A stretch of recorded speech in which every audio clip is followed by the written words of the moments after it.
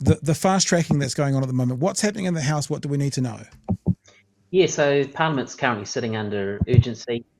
Started at 9, well, yesterday, but 9 a.m. this morning will sit right through till midnight, and then again tomorrow and potentially Saturday as well.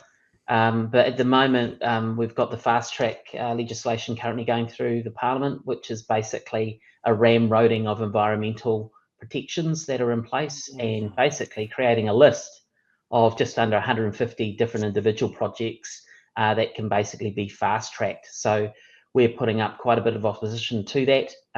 It was something that was put through as a select committee process, but a really short, truncated one. So the public have had little opportunity to scrutinise that.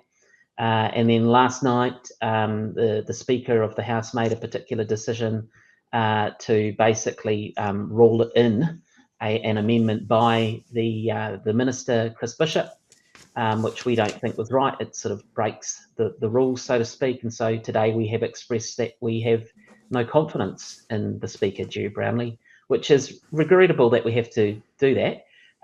But it is, in our view, what we had to do. I read about that today as well, Tangi, the vote of no confidence. What does that mean in a practical sense? Is this just you guys saying we want it known, or can something come from it?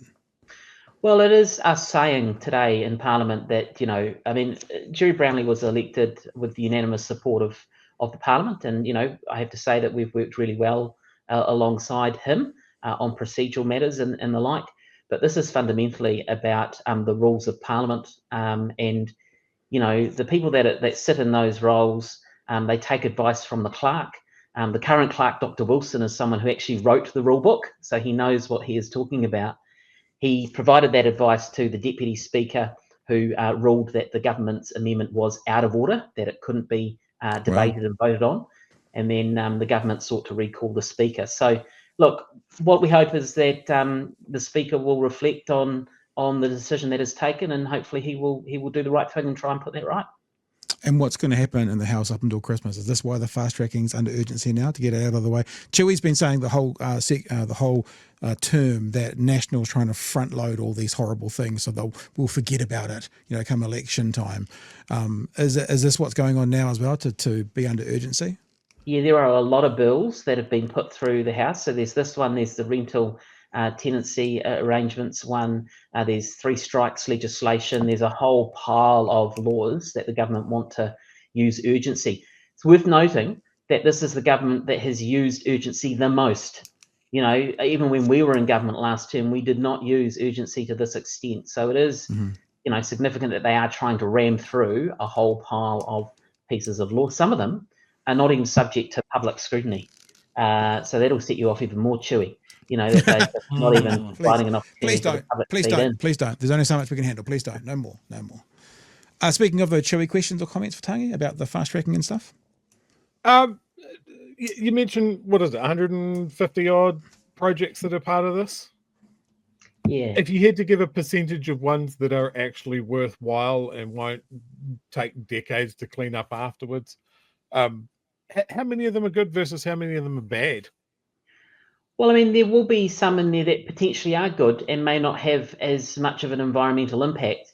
But the issue, of course, is that they're going to go through a whole process that is quite different to others. There's one in my particular electorate that is about a residential opportunity that will deliver houses.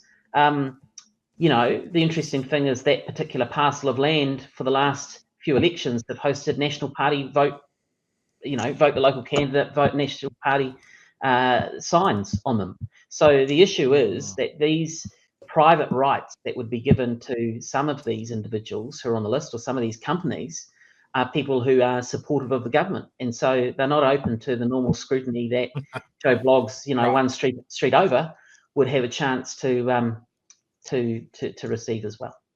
What about the flip side to what Chewie's just asked? Is there one or two that are more egregious than the rest? Like, there's some really scary ones in there?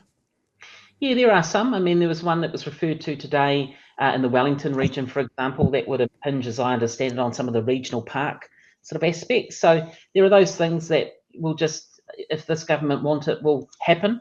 And so we're putting up a fight saying, actually, that's not right. So this particular bill, been going all day today, and I can have a look at. Yeah, they're still voting, so we're still going at the moment.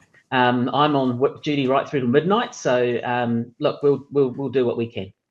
It feels like, when you're at school and you had a dental appointment or something, but you get out of a test. It feels like that's what we're doing for you tonight, Tangi, a little bit.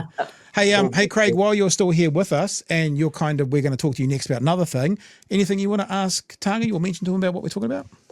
I mean, Tangi's covered it really. I mean, sort of, the challenges that were being solved. This is an essential means of delivering economic growth. It's an essential means of trying to unlock investment. And in reality, what we're likely to unlock is a lot of value for some people and not a lot of value for others. And to do that without democratic scrutiny, to do that through Parliament in ways that don't allow local communities to be able to have some say about what's going on seems a little bit unjust. So all power to your elbow, Tangi, in terms of trying to make sure that Kiwis have some say in the future of where they live. Yeah. All right, Tangi. Hey, thanks for giving us some time tonight. Really appreciate it. And we'll talk to you. If we don't talk to you before Christmas, have a good one, but we'll talk to you soon. And to you. Thanks, guys. All the best. Give them hell.